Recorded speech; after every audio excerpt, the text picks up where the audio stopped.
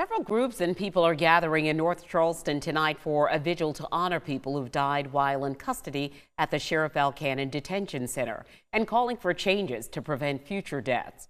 News 2's Gabriel Johnson is live in North Charleston. Gabriel, what are you expecting to hear tonight from this gathering?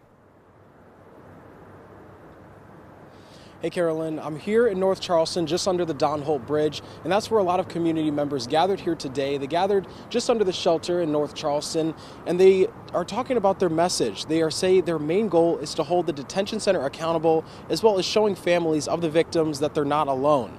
The Low Country Action Committee is spearheading this vigil in an effort to protect all inmates that are in custody. Tonight, family members of deceased inmates joined community members and groups to honor the 23 inmates that have died there in the past decade. Tonight marks 3 years since the death of D'Angelo Brown, who died while in custody at the Al Cannon Detention Center. His death was blamed on medical neglect by staff.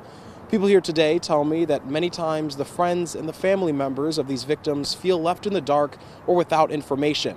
And at this event this afternoon, speakers read the names of people who have died in jail, listing some ideas to improve relations between community and the police. As well, we also heard a call to action for transparency and accountability from law enforcement. Now, according to the Department of Justice, in 2023, they opened a civil investigation into the conditions at the Al Cannon Detention Center, as well as another facility in Columbia. As of right now, that investigation continues. The Low Country Action Committee has held similar vigils like the one tonight, which they are calling Angelversaries, to pay respect to those who have died each year.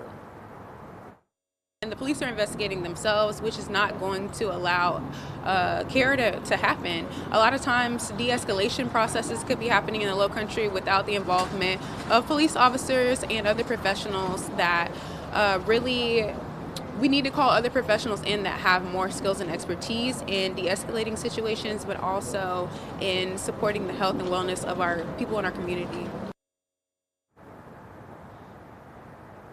Now, the Charleston County Sheriff's Office reached out to us today. We reached out to them, and they responded to us telling that they're making a policy change regarding not releasing the information, publicly releasing information for victims that naturally died in their prisons out of respect for the families and loved ones. Now, they said this decision was not made in response to the presser today.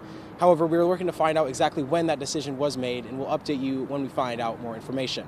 Reporting live in North Charleston, I'm Gabriel Johnson. Count on 2.